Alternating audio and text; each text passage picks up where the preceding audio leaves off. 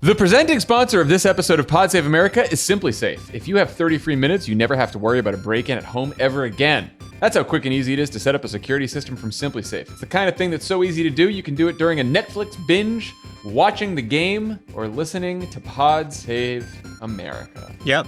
Love it? What's up? Insert testimonial here. That's you. You're up. Oh, I have Simply Safe. I set it up myself, and it was quite easy.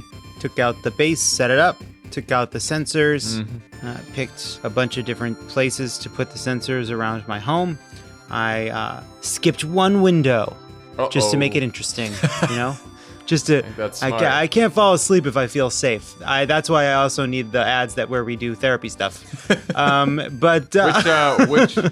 was just sort of curious, which window is it? I'm not telling you. First of all, you have the code. You're fine. That's Solar Winds 1, 2, 3. Yeah, it's solar. Trump sucks 69. That's my buzzword. Simply Safe is incredibly easy to customize for your home. Just go to simplysafe.com/crooked. You can easily choose the exact sensors you need or get help from one of their experts so you don't miss a window. It'll get to your house in about a week, which means by this time next week, you and your whole family can go to bed knowing your home is being guarded. Simply Safe is a small, easy step to make sure everyone feels safe at home. Go to simplysafe.com/crooked today to customize your system and get a free security camera. You also get a 60-day risk-free trial, so there's nothing to lose. That's simplysafe.com/crooked.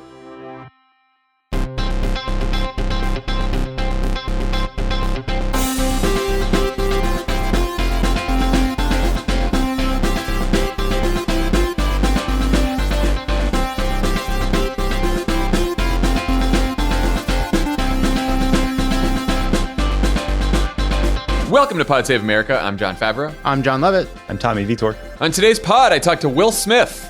Yes, that Will Smith. About his new docuseries on the 14th Amendment. And before that, we'll talk about the next steps on COVID relief now that a $15 minimum wage may not be included in the final legislation. We'll also talk about what went down at CPAC over the weekend, including Donald Trump's first speech since leaving office and his threat to run again. But first, a few quick housekeeping notes. Lovett, tell us about the show this weekend. Look, I've said it before, but this was really a barn burner of an episode, all right? Ike Barinholtz, Shea Serrano, Love Ike. Fran Lebowitz. Why would you burn the barn? I don't know why a barn burner is good. I don't either. Me neither. But it was. Me neither. Fran Lebowitz tolerated me. She made some headlines. Yeah, she did. She did not know what Star Wars was about based on the title when she saw it in the theaters. So... something. But it was great, so check it out. Check it out. Be sure to also check out the latest episode of Rubicon, where Brian Beutler and Matt Iglesias have a thoughtful, informative discussion and debate over President Biden's promise to forgive student loan debt.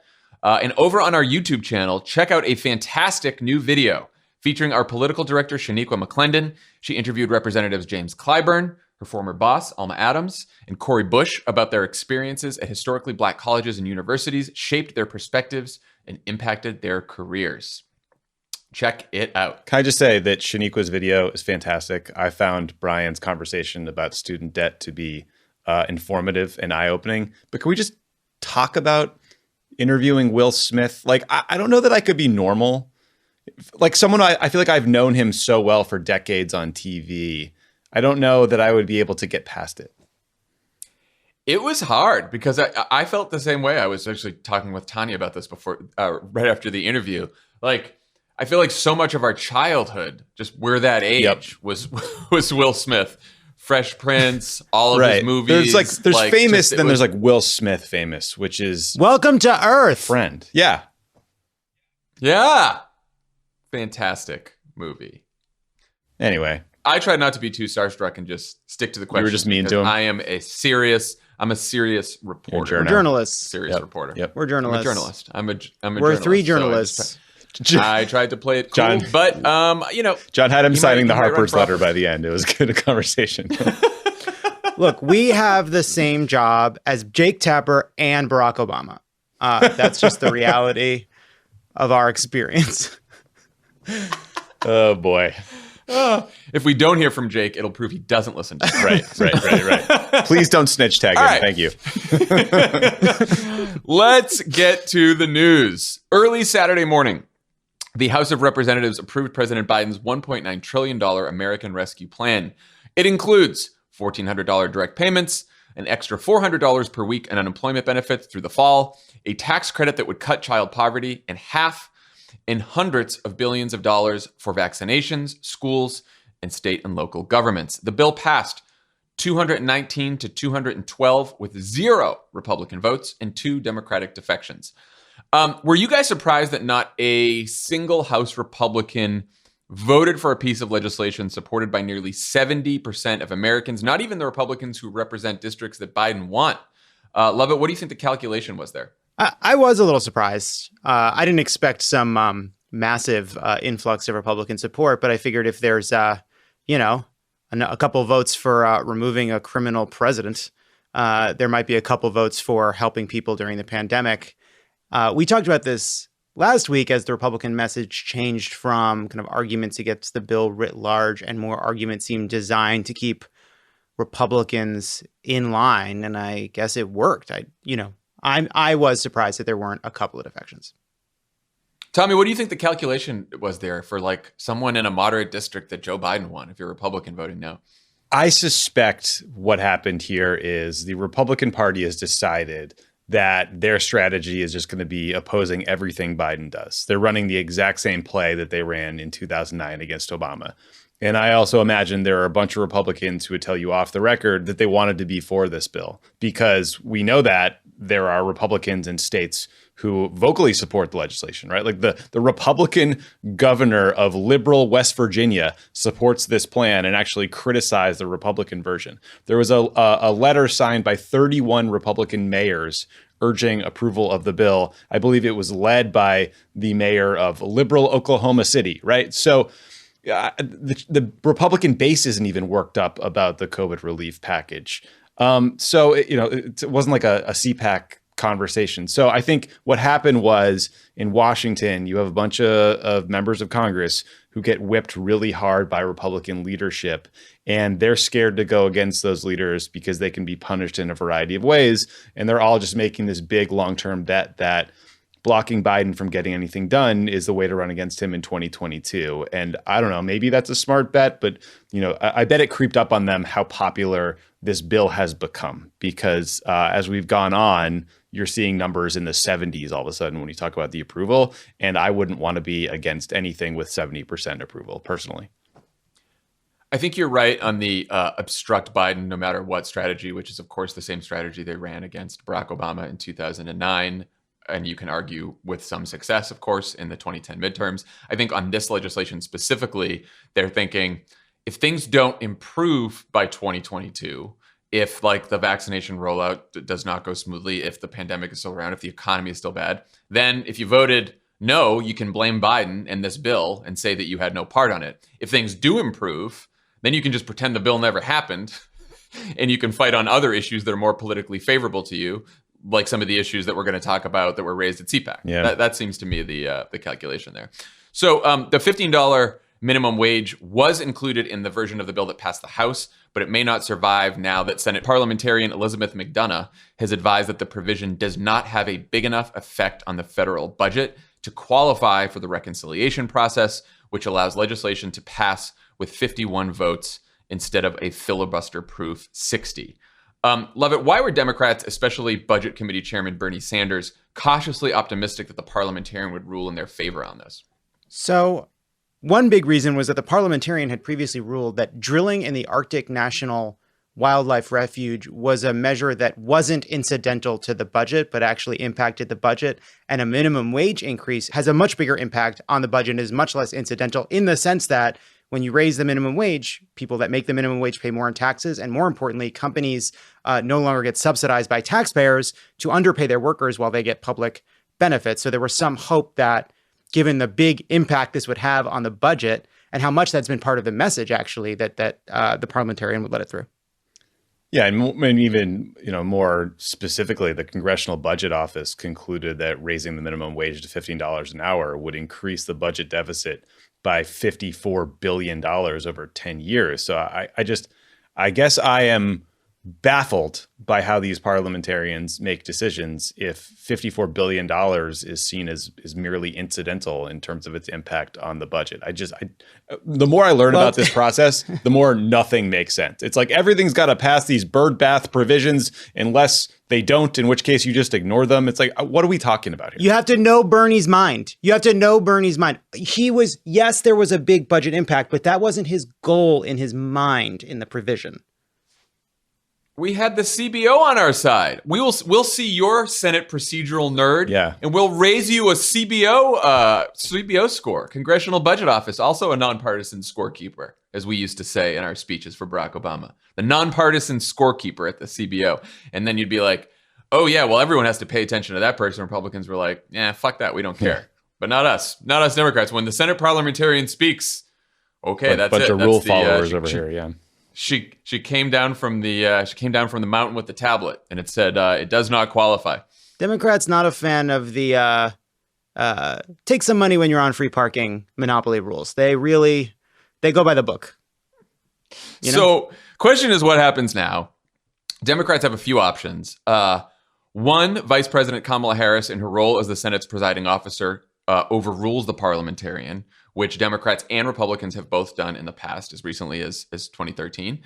Two, Senate Majority Leader Chuck Schumer can replace the parliamentarian with someone who will give Democrats a favorable ruling, which Republicans did to pass George Bush's tax cuts in 2001. Three, Senate Democrats can vote to eliminate the filibuster and just pass the whole bill that way. Four, Democrats can try Ron Wyden and Bernie Sanders' idea to tax big companies that don't pay a $15 minimum wage and incentivize small businesses that do, though they have now reportedly abandoned this plan. Or five, they can all give up and try to do this some other time.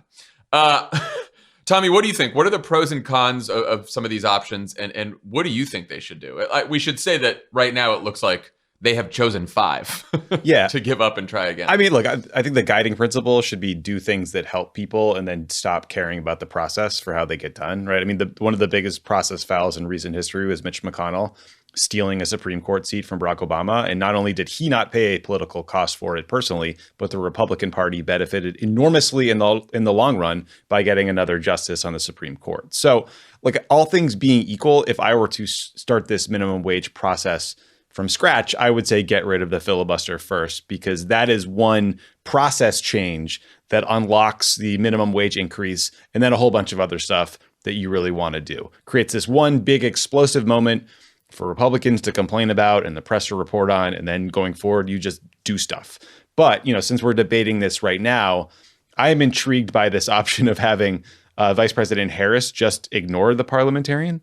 Again, this to me underscores how stupid this whole process is. Like, you can only pass things through reconciliation if they're ruled in order with the Byrd rule, unless you just ignore the Byrd rule. It's absurd to me.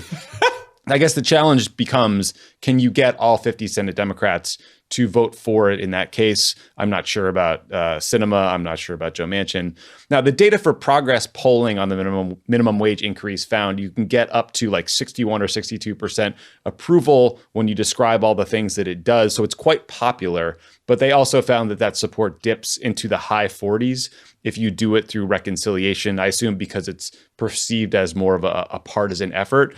I just think the most likely outcome is that 90+% of the country never knows or never cares about how this thing is passed. And they just see that in 5 years, the minimum wage is maybe closer to where it should be. And that people really ultimately just care about the outcomes, not how you got there. But those would be my recommendations right now. Lovett, here's what I don't understand. So I think that on the option where you either fire the parliamentarian or overrule the parliamentarian, from the Biden administration's perspective, they're thinking, okay, we can do that, but we still have to face Joe Manchin and Kyrsten Sinema. And even if we can get it in the final package, what if those two say, we're going to tank this whole bill because you overruled the parliamentarian or fired the parliamentarian? We don't think, we're trying to uphold norms here. That's what they're big on, the norms. But so I get that, but why not try and then sort of just put the ball on their court? Yeah, say, all right, like you have to deal with that. Like, because to me it seems like, and Jen Psaki at the briefing today said we don't intend to overrule the parliamentarian, which I guess firing the parliamentarian would not be the Biden administration. Schumer can do that on his own. Again, these things have been done before by Democrats and Republicans in recent history, 2013, 2017, 2001 for firing a parliamentarian. George Bush did that. The world didn't end. Everything was fine. Things got passed. We all moved on. No one remembers the great firing of the parliamentarian or the overruling of the parliamentarian. So why not just try it and then let Manchin and Sinema take the heat? So I don't care at all about any of this rule stuff. Like, we should do whatever we can. Like, none of it's real. Like, the rule is you need 50 votes to pass things in the Senate. Everything else is culture and pretend. That's it. It's 50 votes. That's what's in the Constitution. Those are the rules. To me, I think the only argument, and I'm for trying and doing everything we can and having as many conversations about the minimum wage as we possibly can until we've raised it. The argument against it would be the problem right now is not the parliamentarian. The problem isn't the filibuster. The problem isn't anything having to do with Kamala Harris's role as presiding officer of the Senate. The problem is there aren't 50 votes to abolish the filibuster. There aren't 50 votes to violate the parliamentarian's ruling. And there aren't 50 votes, most importantly, to raise the minimum wage to $15. We don't have those votes. And so the argument against doing it is you create a controversy and a tough vote for two people you are going to need on a host of things. It doesn't happen. It raises the salience of the failure on the minimum wage. You jeopardize a giant COVID relief package, and you end up where you would have been had you not pushed that vote in the first place, which is a big COVID relief package that will help tens of millions of Americans, that does a host of things we need to do without a minimum wage increase. Because, to me, like, where do we want to be in a year and a half? We want to pass this big COVID relief bill. There's another big economic bill that could be through reconciliation around infrastructure and a host of other economic policies. We want to pass H.R. 1. We want to pass the John Lewis Voting Rights Act. Among immigration, there's a host of other really important steps we need this Congress to be in a position to take. And that is going to require unanimity amongst Democrats in the Senate. That's going to require Manchin. That's going to require Sinema.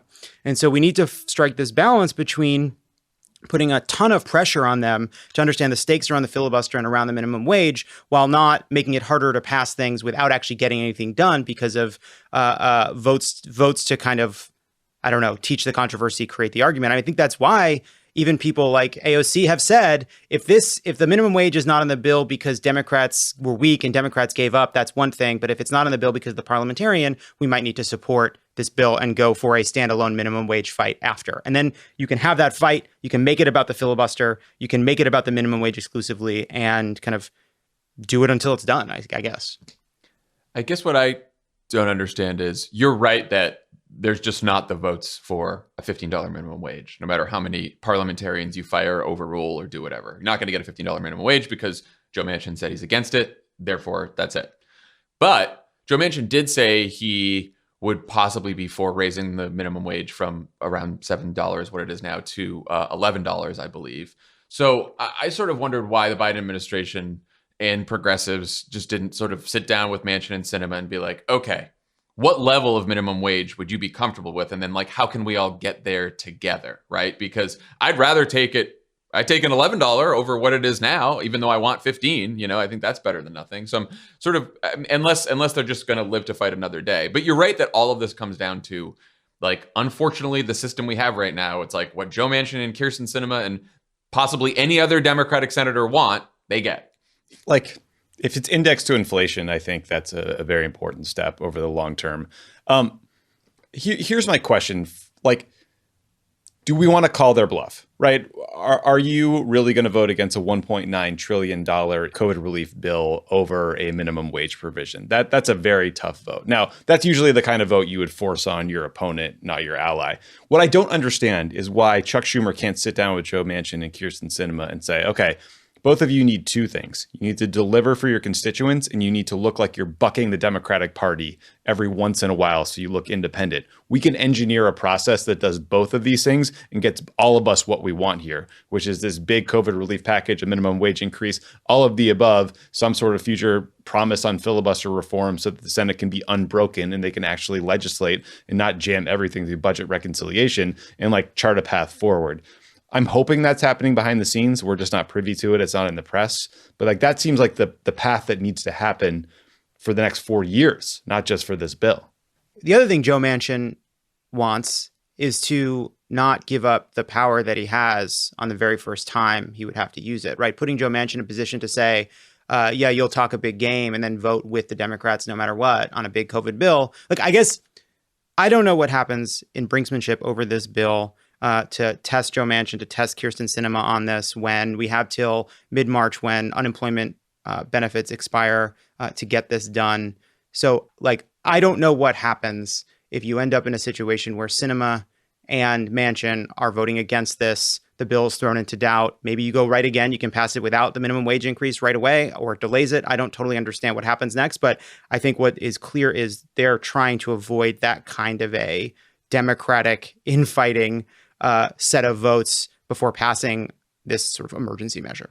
What I find persuasive from some of the progressives in the House is it always seems to be the progressives who have to back down and compromise and sort of get in line. But they have power here. Like, Nancy Pelosi lost 2 Democrats on the first bill, not progressive Democrats, but to more moderate Democrats, moderate to conservative Democrats.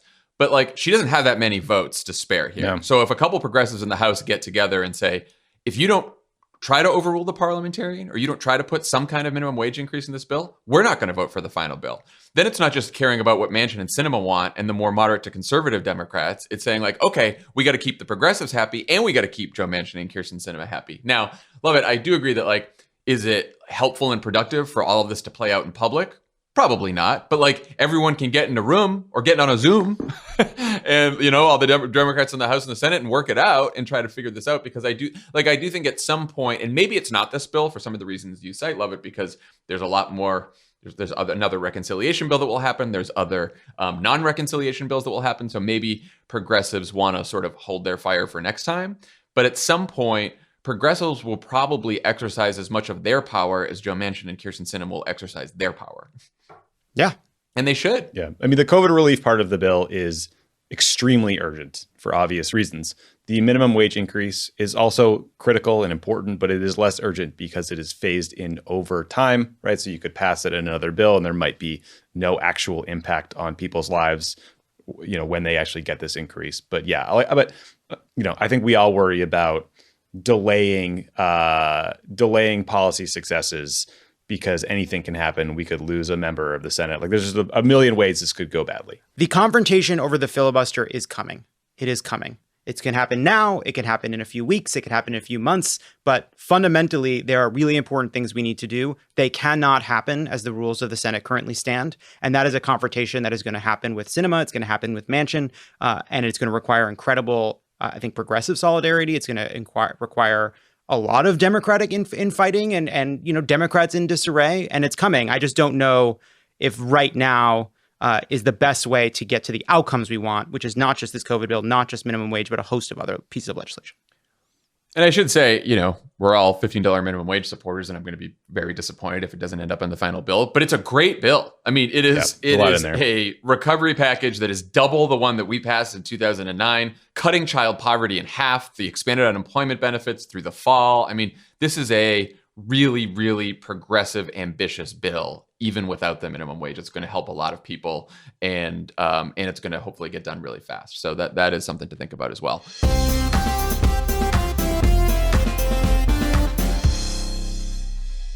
Pod Save America is brought to you by Super Coffee. Super Coffee is the healthy, delicious alternative to sugary coffee drinks like Starbucks Frappuccinos and other iced coffee energy drinks. Super Coffee combines the caffeine from 2 cups of coffee with protein and healthy fats to give you hours of focused energy with no jitters or crash. Riff about funny reasons you need more energy. Late night Bridgerton binger, Tommy? No. But I do love Super Coffee. I had some this morning. Yeah, Bridgerton, no. Bingerton. Bingerton, Tommy. Bingerton. Do you guys want to know our new binge? You didn't say yes, but I'm going to tell you. Peaky Blinders. I know I'm a good decade late to this one. Yeah, Jose, yeah, you're into it? With season 3, it's getting real.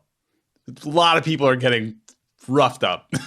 Does it take getting to season 3? I need something to grab me right away. No, it's good. Very small. It's 3 episodes in, you'll be hooked.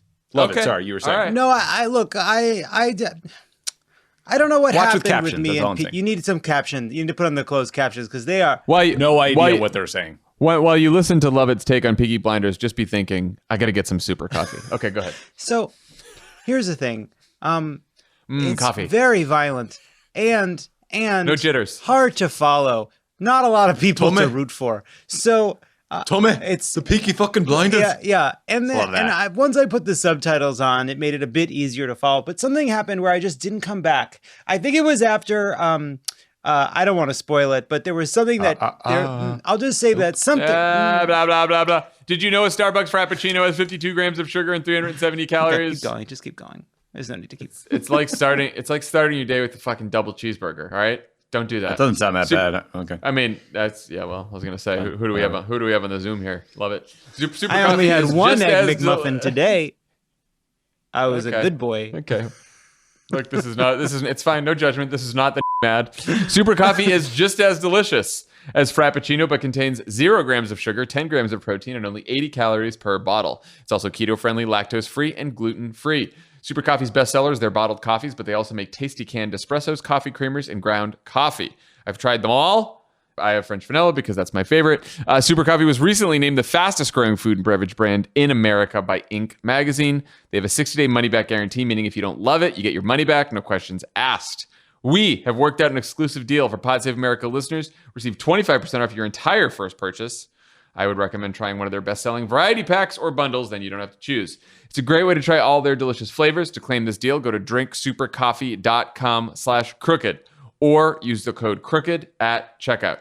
Super Coffee is also available nationwide in over 25,000 stores like Target, Whole Foods, Walmart, Kroger, and CVS. Pod Save America is brought to you by Tommy John. This is a brand that should get a Peaky Blinders endorsement because 2 of the brothers are named Tommy and John. Hey, And then there's Arthur, but you could wedge him in somehow.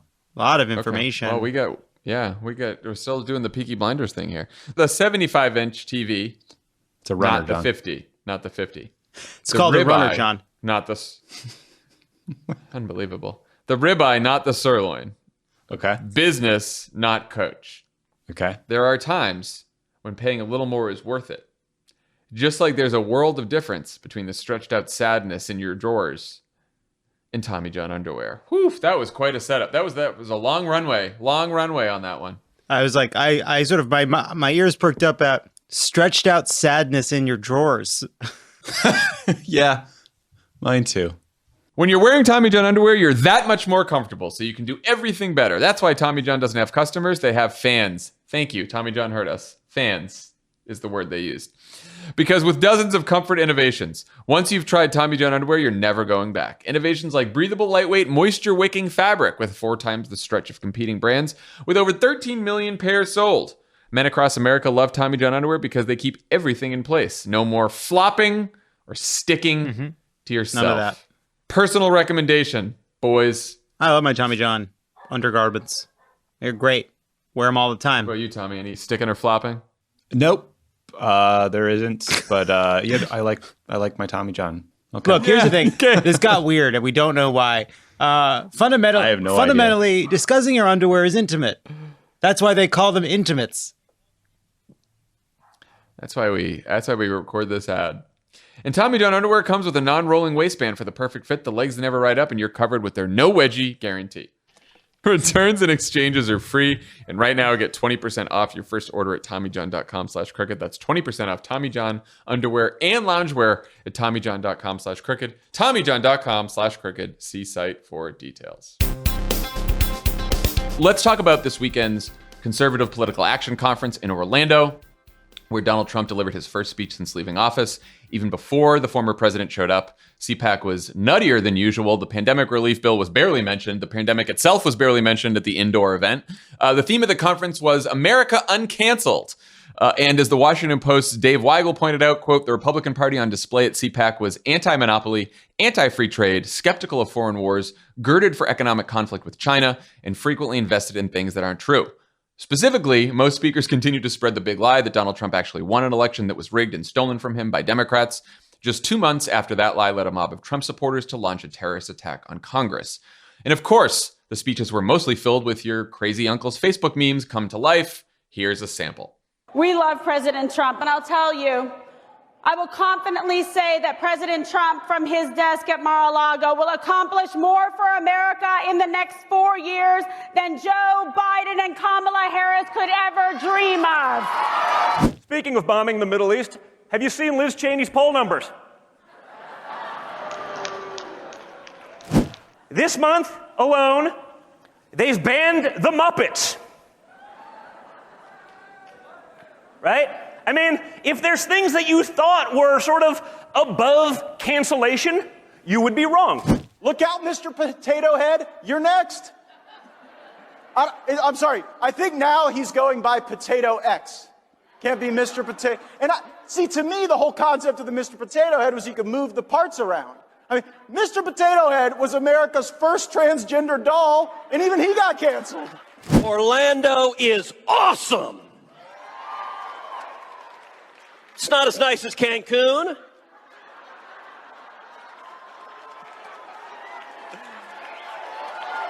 But it's nice. In the immortal words of William Wallace, freedom! That was Ted Cruz doing his best Howard Dean impression from Jesus, horrible. I hated those also clips. making a joke about Cancun. You have to be so far in the weeds to even get some of the references. I didn't even get the whole Muppet thing. I don't know what happened with the Muppets. Yeah. Oh, you don't want to wanna know? No, I don't know if I want to know. It doesn't matter what happened with the Muppets. Here's but they continue. The Muppets exist and they have not been canceled. Whew. Don't worry about that. That's all I wanted to know. Before we get to Trump, Tommy, what did you think about the rest of CPAC and particularly what it said about the message Republicans intend to run on in 22, 24, and beyond? Look, the Muppets, the Mr. Potato Head bites that we just heard are absurd. But I think the most important takeaway from CPAC and from most of these Republican events is that these cancel culture wars that they think they are fighting are everything to these guys. Like, it is the party. This is their base. Like, Donald Trump Jr. carved out time in his 12-minute speech to complain about the Muppets and Mr. Potato Head. We progressives hear this stuff. We see it on Twitter. We see them on Fox complaining about it. We think it's absurd that this is what, Tucker Carlson is focused on every night on his show, but it is what animates the Republican base. A lot of it is also just complaining about the media and whining about being treated unfairly or silenced by social media platforms. But a thing that I sort of jumped out at me is that Trump is, he's taken over the Republican Party. CPAC is the most MAGA version of the Republican Party. Like, this event itself is literally rigged for Trump by this scummy lobbyist named Matt Schlapp. Matt Schlapp's wife worked in the Trump White House, right? And the whole event becomes about kissing the Trump ring, which is why some of the polling we'll talk about later actually probably isn't great news for Donald Trump, but we'll get into that later. The two policy areas that got some attention were immigration and then anti-China rhetoric. I saw that there were 6 panels at CPAC about how China is really bad. There was only one panel about the Middle East called Dealing with the Threat of Iran. So some of the usual demagoguing of radical Islam and terrorism has all been shifted to China. Everybody hates big tech, but I don't know that that's really policy as much as just complaining about losing Twitter followers. There was a lot of that happening on stage as well. But, to me, it was like these culture wars are going to be the whole thing for 4 years. Love it. Yeah, my view was, we'll talk about Trump in a second, but whether or not he leads the party, it's his party. It's his issues. It's 100% culture wars, identity wars, anti-elite, grievance politics, anti-democratic to the core. Like, if you are pissed about something, no matter what the issue is, it's Democrats' fault. That is there's the party of like Paul Ryan and Mitt Romney that cared about no regulations and tax cuts and all that is fucking gone. That is way, way gone. There's none of that shit that animates that party anymore. Well, and maybe it never did. Maybe it never did, because what is striking about CPAC is, so CPAC, I think CPAC has gained dark significance since Donald Trump became president, but it has existed very similarly for a very long time. I think it has gotten even more radical and racist and unhinged, and it's more openly embracing of conspiracy theories and white supremacy. But what is striking about Donald Trump, it's not that Donald Trump remade CPAC in its image, it's that there was a Donald Trump-shaped hole in CPAC for a very, very long time that he filled. Trump thanks Rush Limbaugh in heaven. And you see Republicans like Paul Ryan were deluding themselves for so long about what their party actually was. This was it. This is the Republican National Convention. This is who controls this party. This is where you have to go to grovel and supplicate before the fringe and the base. Like this is where Josh Hawley and Tom Cotton and Ted Cruz all have to go to audition and dance on stage and pretend to be the next Trump to win the approval of these people. So I think it is striking how little, honestly, Trump has to do with it. These people have been there. Yeah. This is what Trump figured it out. Trump cracked it. Yeah, but this was there. So, Rush Limbaugh made this happen as much as Trump did. It was there, but Mitt Romney won the CPAC straw poll 4 times back in the day. Like it is. I think that it has gotten more and more Trumpy and more racist and culture-y over time. I mean, there was a golden statue of Trump that they were hauling around the place. Yeah, I'd say it was pretty Trumpy. Looked like a Coons, which I found insulting to art. Is it camp? Reference. That was the second reference that you did one in our ads the other week. You really. We're gonna kind of cover it. So we're going to talk about the polling Tommy mentioned with Trump in it, but they also did one version of their 2024 straw poll without Trump. And the big winner was Florida Governor Ron DeSantis with 43%. South Dakota Governor Kristi Noem had 11%. Don Jr. had 8%. Mike Pompeo 7%. Ted Cruz 7%. Tucker Carlson 3%.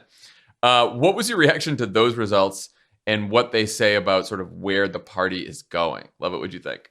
Well, first of all, they're in Florida, so I'm not like I don't know if there's a lot of DeSantis stands out there, or if this is just sort of name ID and the governor that they like because it's stuck to the libs and on COVID. But Noem being on that list, one of the most disastrous COVID policies. She runs around like she's some successful governor. One of the worst impacted states, South Dakota.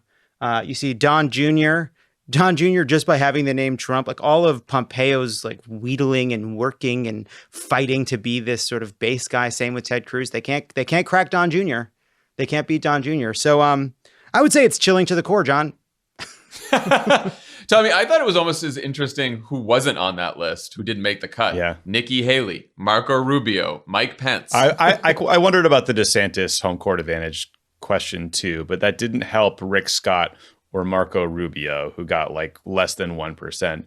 But yeah, I mean, the big takeaway to me was there is no love, there is no loyalty for Josh Hawley or for Nikki Haley or for the former vice president. I mean, I guess we should have known that when a mob of fascists were chanting about hanging him. But yeah, like, I mean, all of these Republicans, like the people that are doing well, like Kristi Noem, the path to success remains constant Fox News hits and preening about culture war stuff. It has nothing to do with your record of success. There's nothing to do with the number of people who got COVID in your state. It is all this complaining about social media, cancel culture, whining bullshit. No, it's actually an inverse relationship with how many people got COVID in your state. Yeah. more COVID cases, the better. DeSantis and Kristi Noem, and look, just crushing. In it. fairness to the Republicans, we Democrats have idolized some jackass governors who have had lots of COVID patients in their states. So, maybe it cuts both ways here. Like the guy in New York there? Yeah, that really terrible guy in New York. Tommy no longer identifying as a homosexual. Never did. Never did. Something that Trump seems to have unleashed too is just like permission to not have to care about the boring stuff. Like we don't have to care about economics. We don't have to care about the stuff that makes us uncomfortable, like the pandemic. We can just talk about the fun stuff. We can just talk about cancel culture and liberals and Muppets, and we're fine. This is a party, and we don't need a policy platform. We just need to complain about the fact that they're voting illegally. And be owning the libs. We've said this, owning the libs is the platform. That's the driving force of the party. Just owning the libs. They don't care about policy outcomes at this point. Trump himself took the stage on Sunday night to deliver a 90-minute speech that was somehow boring, terrifying, and enraging all at once. First 45 minutes or so were focused on attacking President Biden, Democrats, the media, immigrants, and transgender Americans, to whom he was particularly cruel. And that was the on-message part of the speech that his advisors reportedly wanted him to deliver. Things really went off the rails when he repeated the lie that the election was stolen, attacked the Supreme Court, attacked every Republican who voted to impeach him by name, and then announced that he may run again in 2024. Here's a compilation from Trump's speech. We can never let this or other abuses of the 2020 election be repeated or happen again. Can never let that happen again. We need election integrity and election reform immediately. Republicans should be the party of honest elections. They didn't have the courage, the Supreme Court. They didn't have the courage to act. They should be ashamed of themselves for what they've done to our country. They didn't have the guts or the courage to make the right decision. They didn't want to talk about it. Democrats don't have grandstanders like Mitt Romney, Little Ben Sass, Richard Burr, Bill Cassidy, Susan Collins, Lisa Murkowski, Pat Toomey. And in the House, Tom Rice, South Carolina, Adam Kinzinger, Dan Newhouse, Anthony Gonzalez, that's another beauty, Fred Upton, Jamie Herrera Butler, Peter Meyer, John Katko, David Valadeo, and of course the warmonger, a person that loves seeing our troops fighting, Liz Cheney. How about that? Who knows? I may even decide to beat them for a third time, okay? Beat them for a third time.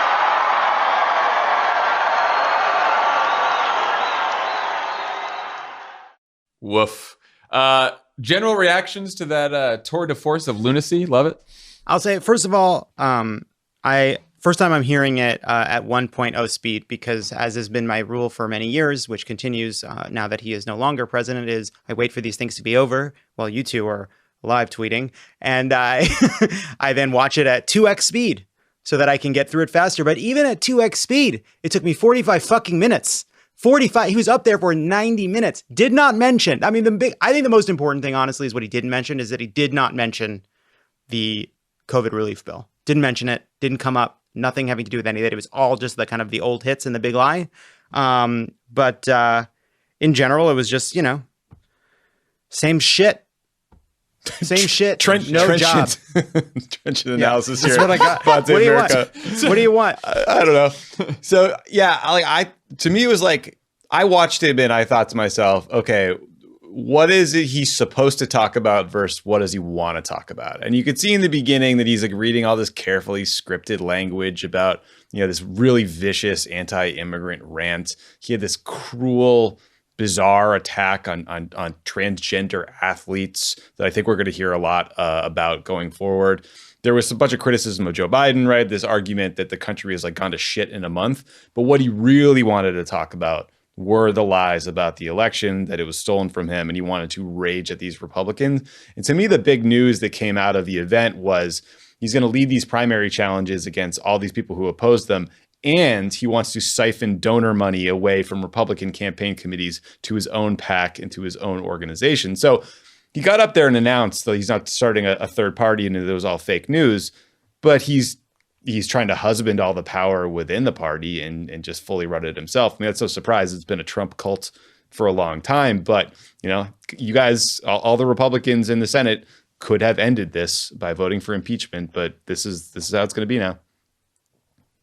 There is so far, and we have a long way to go, there is zero indication that this man is going to skip the 2024 election and bow out of this. This is his party. This is what animates him. And it's like you said, Lovett, because he doesn't have to, and the party doesn't have to talk about the boring issues, the serious issues, the issues that may be unpopular for them, like the COVID relief bill.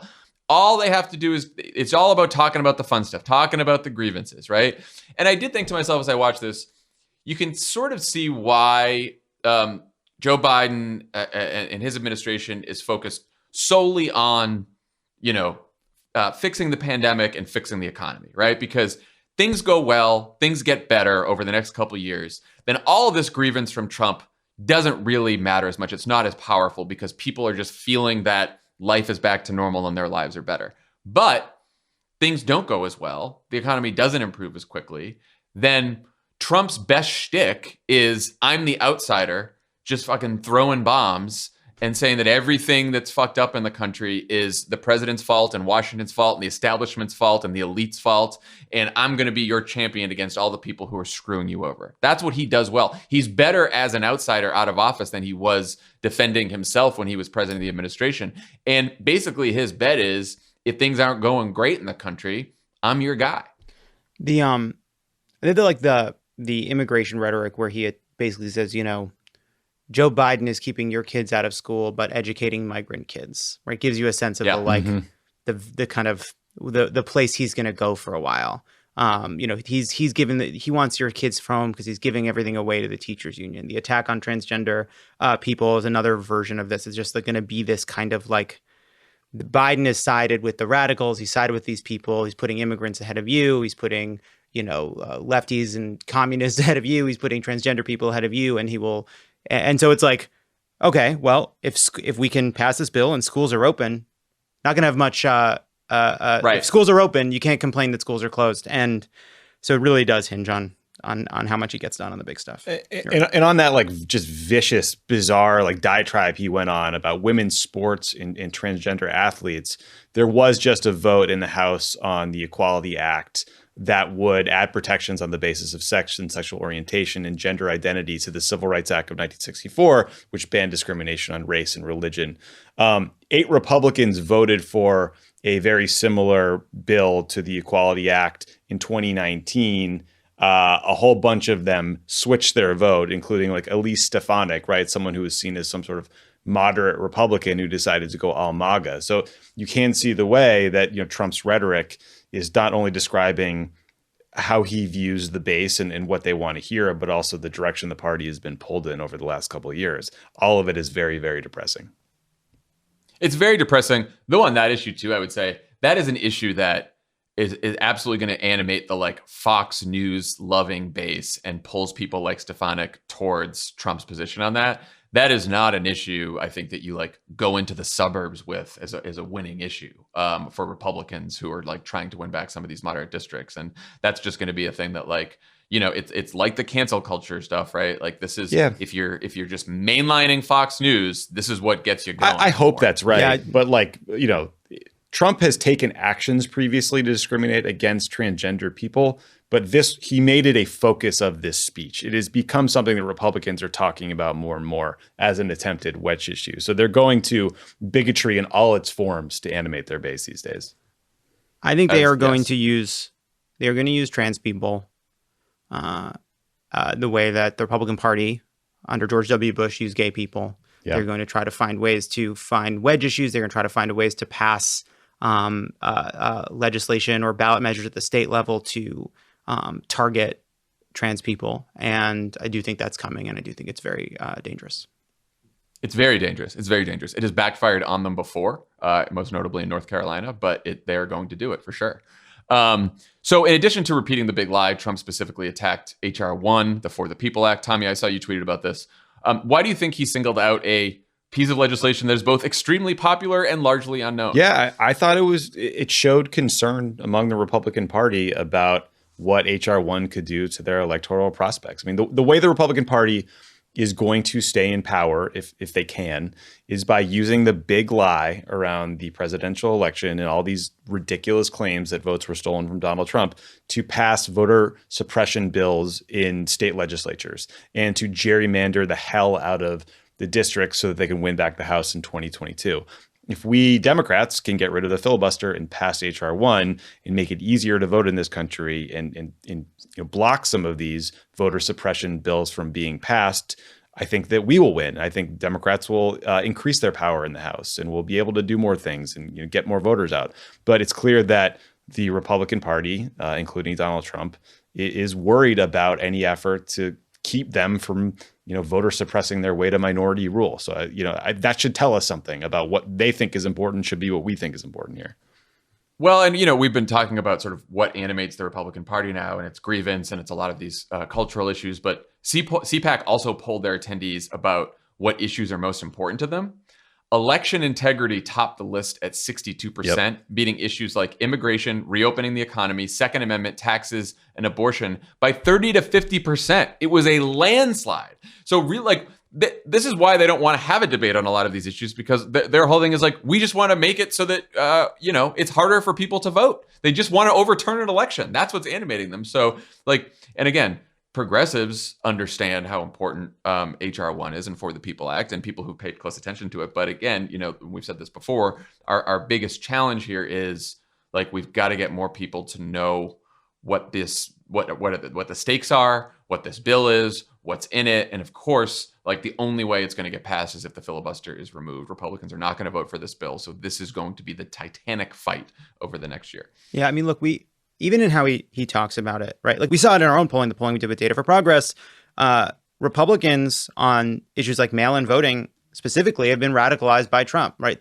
We know where the Republican voters will be on this issue by the time HR 1 comes up for a vote. They have been radicalized against democracy, and everything about what you're saying about how that politics for them is about grievance. It's about feeling everything in Trump's rhetoric around the big lie, beyond just the made up, the lie is this notion he's telling them, which is, how could I possibly have lost? Didn't it feel like we won?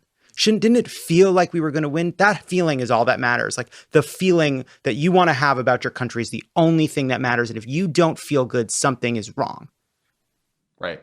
Well, and that goes to, Tommy, you mentioned this polling earlier, so the straw poll with Trump in it.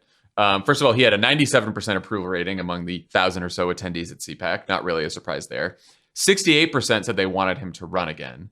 55% said they'd vote for him again in the primaries, given a list of other choices. You think those numbers are good or bad for Trump? The thing that jumped out at me was getting 68% of the most diehard Trump fans on the planet. I actually don't think is great, especially when 95% said they wanted to vote for the Trump agenda. So what that suggests to me is that even among the hardest of hardcore MAGA people, you could find a lane where you are running to continue the Trump agenda, you continue the culture wars, all his divisive stuff, but you argue for giving someone else a chance to execute on it because he failed last time. It suggested to me there was a sliver of space in there for someone who is Trump-like, but maybe you can make a pitch that they could be better at the job. Well, so I had the same thought as you when I saw the numbers, and then I was like, the key, and you just said this, the key is because he failed at it, or he didn't do as well, or you could do better. And what I'm trying to figure out is, say it's Ron DeSantis, say it's Kristi Noem. Eventually they're going to have to make an argument against Trump in the primary. And what is that argument if, according to every Republican and the official edict from Fox News and the right-wing media, Trump rightfully won the last election. Right. So he wasn't a failure. How do you make an argument against him? I just don't know. They've created a real problem for themselves by going along with this big lie. It's the same exact collective action problem we saw in the 2016 Republican primary. No one wanted to attack him. Ted Cruz would say, you're trying to drive a wedge between me and Donald, but I think Donald is terrific. And then, when Trump accused his father of killing JFK and said his wife was ugly, he decided it was time to stand up for himself, and it was way too late. It feels like we're set up for the exact same kind of, path. It seems to me that the way that you would have to do that is by being an extraordinarily adept, charming, and charismatic politician with the ability to carefully walk this delicate line between defeating Trump and embracing what Trump stands for. Let's see how Pompeo does. So, well, look, who knows? But by the way, one other thing is, we could have Tish James marching Donald Trump down Fifth Avenue in handcuffs. There's a lot of things that can happen between now and then. I do think maybe it's set up for Don Jr., who could just be like, look, you like the Trump agenda, you like the Trump name, try a new Trump. Yeah. I do think I think the numbers are fascinating because it the fact that he only got 55% in the poll does mean that there's 45% that are like, I like Donald Trump. I'm on the Trump train. Yeah, he won the election. Great. But I would try something else. And I would love to know from those people, what is it about him that you didn't like? Because that's the message for another Republican to use, even if it's subtle. Yeah, it's a poll conducted by Trump's pollster of people who are such intense His fans of pollster, Donald right. Trump that they're willing to go to an indoor event in Orlando during a pandemic. Like, you got to be a fan. Got to assume based on just the demographics alone, we got a lot of people in the vaccinated groups heading to that ballroom. That's true. But regardless, it doesn't. What you learn from CPAC is it may be Trump, it may be someone like Trump. The point is you can't get to the end of this process without being a monster. It's a monsters only primary. Yeah. Everyone who's got all these people who are like, I'm going to run to be the non-Trump and to take back the Republican Party and save it. Like, good for you. I wish you well, but you're not going to do well. Nikki Haley sounded so reasonable in Politico. Guess who doesn't care? Republican voters. Yeah.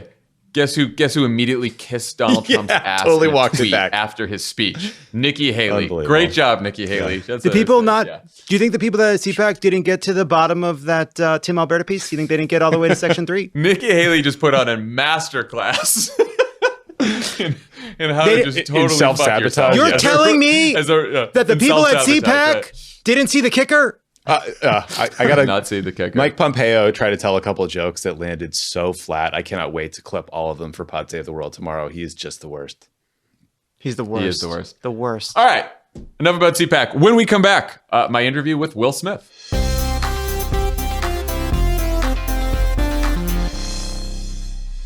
Pod Save America is brought to you by Juneshine. Juneshine Hard Kombucha is the most insanely delicious, better-for-you alcohol. It's made with real organic ingredients, and unlike other alcoholic beverages, they're transparent about every ingredient they put in their products. It's actually better-for-you alcohol. It has real functional ingredients. It's low in sugar, easy on the gut, gluten-free, full of probiotics. It's known as the champagne of kombucha. Did you know that, Lovett? Only from you. Thank I mean, you. it makes sense once you've had it. You're like, my goodness. Yeah, we had some of my friends were down from visiting from San Francisco last weekend, and we sat in my backyard, and they actually brought over, just by happenstance, some of their own Juneshine, and then we had some to offer them as well. So it was just a Juneshine party, and everyone was happy. I had it just a few nights ago. It was I just had a can of Juneshine for dinner. Not for dinner. I had other. I was going to say with my dinner. I just it's been a long year, guys, and now I just drink my dinner. Well, it's understandable. But if you're going to drink your dinner, make it Juneshine. Best of all, it doesn't leave you the I'm too full after drinking feeling, but it does give you a lighter, brighter buzz. Juneshine is sustainably produced. They just committed to becoming 100% carbon neutral. They donate 1% of all sales to environmental nonprofits. Their brewery is powered by 100% renewable solar. They plant trees for all those used to make their 6-pack boxes. Another one that's planting trees if you get their product. You could fucking reforest the Amazon if you just listen to Pod Save America and then just go to use all of our sponsors. Juneshine is now delivering nationwide to your doorstep. Yes, you can get alcohol delivered to your doorstep, and yes, it's easy and hassle-free. Just have your ID ready. We've worked out an exclusive deal for Pod Save America podcast listeners. Receive 20% off plus free shipping on their best-selling variety pack. This is a great way to try all of their delicious flavors. Go to juneshine.com/crooked or use code crooked at checkout to claim this deal. That's JUNESHINE.com/crooked. This discount is only valid for their variety pack. Juneshine can also be found in over 10,000 stores across the country, including Whole Foods, Safeway, Kroger, and Publix. Pod Save America is brought to you by ZipRecruiter. Businesses have had to be flexible this year, from working remotely to pivoting their business models for long-term survival and growth. You got, performing arts companies are streaming stage shows, musicals, and symphony concerts online. Brands are spending more on e-commerce advertising due to projected rising online sales. These are just a few examples that I came up with off the top of my head. U.S. senators are working remotely from Cancun. That is correct. And you still have to hire staff just because you're in Cancun. If you're in charge of hiring for your business, these pivots have made your job even more challenging, especially if you have to hire for brand new roles. Thankfully, there's one place that you can always count on to make hiring faster and easier, and that's ZipRecruiter.com/crooked. When you post a job on ZipRecruiter, it gets sent out to over 100 top job boards with one click. Then ZipRecruiter's powerful technology finds people with the right skills and experience for your job and actively invites them to apply. It's no wonder that 4 out of 5 employers who post on ZipRecruiter get a quality candidate within the first day. See for yourself. Right now, you can try ZipRecruiter for free at ZipRecruiter.com/crooked. That's ZipRecruiter.com/CROOKED. Let ZipRecruiter take hiring off your plate so you can focus on growing your business. Go to ZipRecruiter.com/crooked. ZipRecruiter is the smartest way to hire. Will Smith is host and executive producer of Amend, The Fight for America, a docuseries which is now available on Netflix. Welcome to Pod Save America. Hey, man, thanks for having me. I'm very excited to be here. So I'll admit, when our producer first said that Will Smith is doing press for his new project, my reaction was, why the hell would he want to talk to a couple of political dorks like us? Oh, no. And then he told me it was all about the 14th Amendment, and I started watching, and it is moving and insightful and beautifully produced. What attracted you to the project, and how did it come together? You know, a big part of it was, I was like everyone else, sitting home on lockdown when the George Floyd situation happened. And, at that moment, I felt like I wanted to be a part of the healing and the future of America. I was feeling the change that was happening in our country at that moment. And there's a friend of mine he is a constitutional scholar. And, we had been talking about the issues, and he mentioned that the 14th Amendment was the most cited amendment in American law. And I found that hard to believe because I didn't know what it was. So if I don't know what something is, it can't be the most anything. But I was shocked and appalled by my ignorance around the 14th Amendment. And he began to educate me that the 14th Amendment is essentially the center of what we think of when we think of ourselves as Americans. The 14th Amendment is like the all-inclusive amendment that makes clear that all Americans are equal under the law. And I was really blown away when I started getting educated about the history, and I thought it was going to be a really critical thing for the healing of our country to retrace the steps of the second founding of America and the 14th Amendment. What did you learn about the full history and reach of the 14th Amendment that most surprised you that you didn't know before the series? The idea that in the fight for equality, almost every marginalized group in the history of this country from the late 1860s with its ratification has used the 14th Amendment to fight for equal protection under the law. And it started with the former slaves, and then the striking down of the Chinese Exclusion Act, Native Americans, women's rights, back through the civil rights movement. Like literally every marginalized group has fought and won using the 14th Amendment. The 14th Amendment is like this magical amendment of the American Constitution that doesn't lose a lot. Right. So the first episode is interesting in that it, rightly centers Frederick Douglass as the American most instrumental in fighting for abolition and freedom and ultimately the 14th Amendment. You point out that Lincoln's belated embrace of the Emancipation Proclamation was more pragmatic than anything else. How did you all think about telling America's history in a way that was honest, even if it didn't always comport with the airbrushed version that's been taught in a lot of schools over the years? Right. One of the major things for me. And I came at this project, and I come at all projects. Where I want to sit in the world is no attack, right? No one responds well to attack, right? Yeah. If somebody attacks you, you don't care if you're right or wrong, you want to hit them back.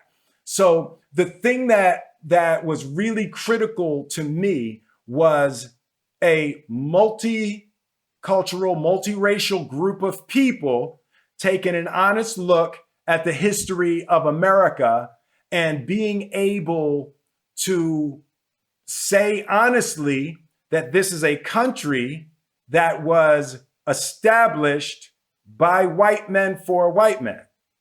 And that's how the country was established, right? It was established by white men for white men. And now, on the back of the 14th Amendment, America is becoming the world's greatest, almost only multiracial, multi-ethnic democracy. So that's a really critical adjustment. And I just wanted to lay out the patterns of what happens in that kind of adjustment. Establishing and clarifying the patterns so we can all relax a little bit and recognize, even while things are not perfect, we're finding ourselves in really familiar patterns so we can make different decisions to have America recognize the promise in our practice of being Americans.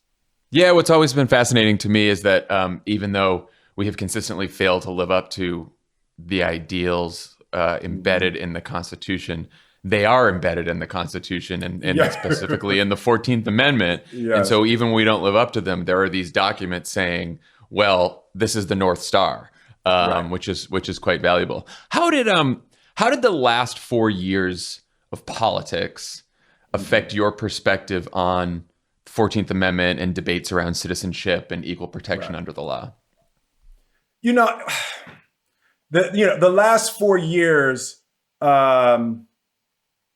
was difficult for me in that the truth became harder to discern for some reason in the last 4 years. Yeah.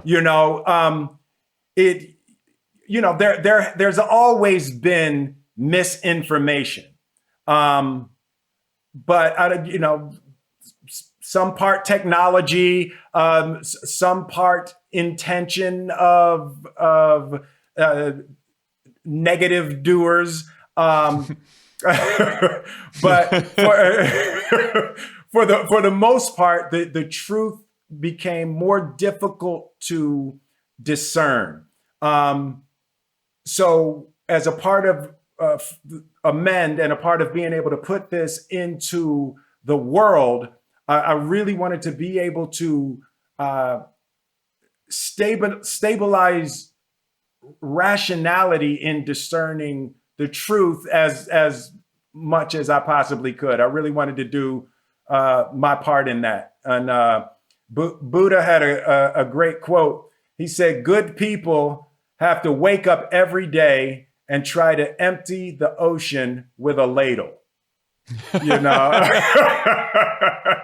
That is what it feels like many days, especially over the last 4 years. Big ocean and a small ladle.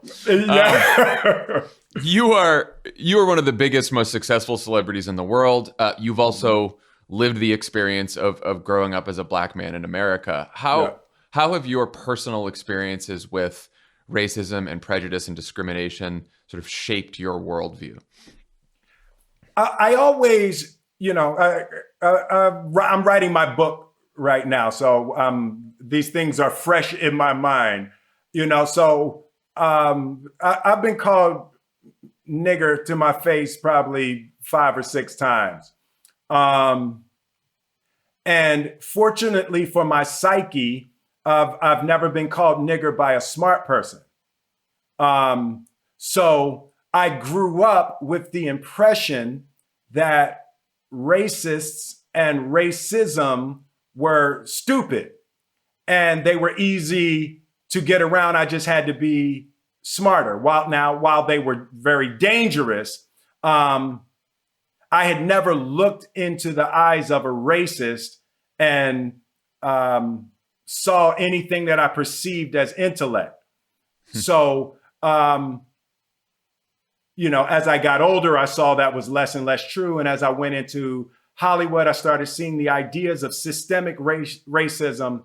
But at the core of it, I noticed a difference between ignorance and evil. Now they're twins for sure. They are twins for sure.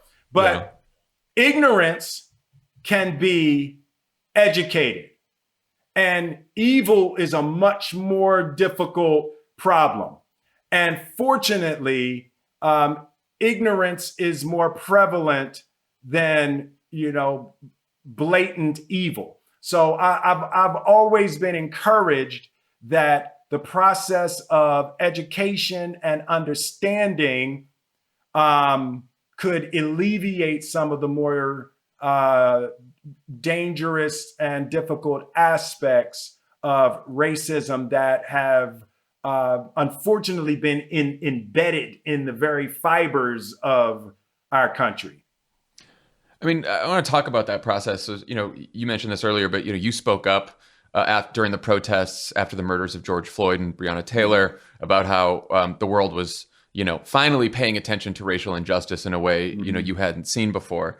Yeah. What would you say to young activists who, might be frustrated and angry at the pace of progress since even this summer when the protests took place? That was one of the major hopes that I had and still have for Amend, right? It's like you have to see the patterns. You have to recognize the patterns, right? So, Barack Obama becomes the first Black president, and then the next president is Donald Trump, arguably as polar and opposite as possible. That's what happens. That's if you just watch the patterns, that's what has happened historically with the 14th Amendment. After Lincoln was Johnson, right? So that's how the pendulum swings around these things and around these issues. What I would also say to young activists is that we are in an unprecedented place in American history right now that really demands delicate attention to the movements of what's happening. Over the summer, the entire globe stood up in a way that they never have before and agreed that Black lives matter. That's never happened before. Activists, in the late 1800s and early 1900s would have to get on boats and go and give speeches in England. And Frederick Douglass had to travel to try to make these speeches to get people to understand. And we're in an unprecedented place with many dangers, but also a lot of new possibilities. You sound fairly hopeful about where we might end up at this moment. Is that right? I am wildly hopeful in my study of the patterns. We are beyond the tipping point, right? Black lives aren't going to go back to not mattering, right? There is a momentum. There's a momentum behind this movement, and not just for Black lives, in terms of equality for all individuals under the 14th Amendment in America. The lessons of Reconstruction, I think, have been learned sufficiently and significantly enough that those mistakes aren't going to be made again in the same way. At least I'm very hopeful, not just for blacks in America, but I'm very hopeful for America as a whole, as an idea, as a country. I'm very hopeful for our future. You've talked before about potentially getting into politics, sometimes talked, sometimes joked. What has made you think about entering politics and running, and what so far has prevented you from taking the leap? I think for now, I'm gonna let that office get cleaned up a little bit, and then I'll get the deep clean and the vaccination. Yeah, and then I'll consider that at some point down the line. I don't know. It's like I absolutely have an opinion. I'm optimistic. I'm hopeful. I believe in understanding between people. I believe in the possibility of harmony. So I will certainly do my part, whether it remain artistic or at some point ventures into the political arena. Okay. So I have to ask, what was the conversation between you and my old boss, Barack Obama, like, where he gave you the okay to play him in a biopic? Yeah, he when the idea came up and we kicked it around, and he looked me up and down and he said, well, you've certainly got the ears for it. Of course he did. Well, that is the seal of approval right there. You don't need anything else. That's good. The docuseries is Amend: The Fight for America. Will Smith, you're the host and executive producer. Thank you so much for coming on Pod Save America, and take care. Thanks for having me. I hope to see you again. I love your energy.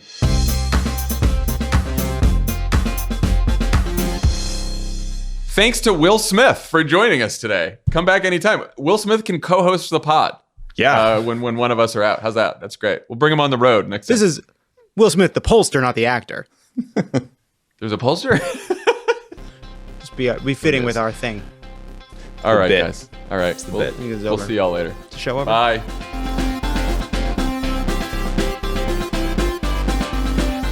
Pod Save America is a Crooked Media production. The executive producer is Michael Martinez. Our associate producer is Jordan Waller. It's mixed and edited by Andrew Chadwick. Kyle Seglin is our sound engineer. Thanks to Tanya Sominator, Katie Long, Roman Papadimitriou, Caroline Rustin, and Justine Howe for production support. And to our digital team, Elijah Cohn, Nar Melkonian, Yale Freed, and Milo Kim, who film and upload these episodes as videos every week.